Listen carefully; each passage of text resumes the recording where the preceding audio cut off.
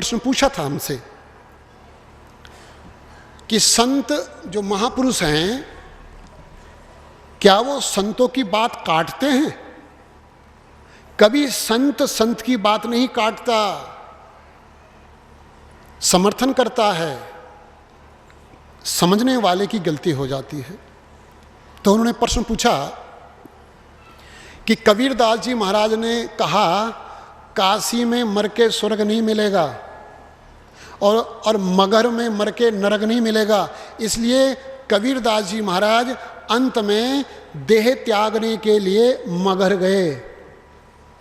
जबकि उनसे पहले के संत कहा करते थे काशी में उद्धार है, मगर में नरक है। तो कबीरदास जी बात काट रहे हैं? ऐसा नहीं है, कबीरदास जी बात नहीं काट रहे हैं, हमारे अज्ञान को काट रहे हैं। काशी का अर्थ क्या है? काशी कोई भूमि है?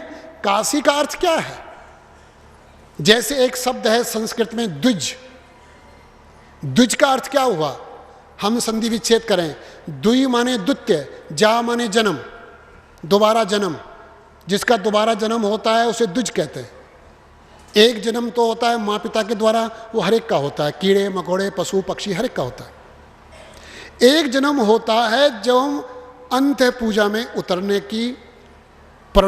का प्रण करते हैं। अब मैं अंत्य पूजा में उतरूंगा, दीक्षा जिस दिन होती है वो दोबारा जन्म होता है। इसी तरह काशी भी दो अक्षर हैं, का से काया, सी से शीश। काया में जो शीश है यहां पर वो शिव विराजमान है। ये काशी त्रिशूल पर टिकी हुई है। त्रिशूल पर, त्रिशूल माने तीन कांटे, तिर माने तीन, शूल माने कांटे, तीन कांटों पे टिकी हुई है ये काशी। शारीरिक, मानसिक, आर्थिक, ये तीन कांटे हैं। सतोगुण, रजोगुण, तमोगुण, ये तीन कांटे हैं जो एक काशी टिकी हुई है। इस काया में जो शीश है यहां पर वो शिव है, वो शिव विराजमान है। जो इस काशी में जाने का प्रयास करता है उसका उद्धार निश्चित है। हमने काशी क्या बना लिया? एक भूमि का टुकड़ा कि वहां जाओ उद्धार हो जाएगा। कबीरदास जी ने कहा नहीं होगा। असली काशी जो काया में शीश है ये है। और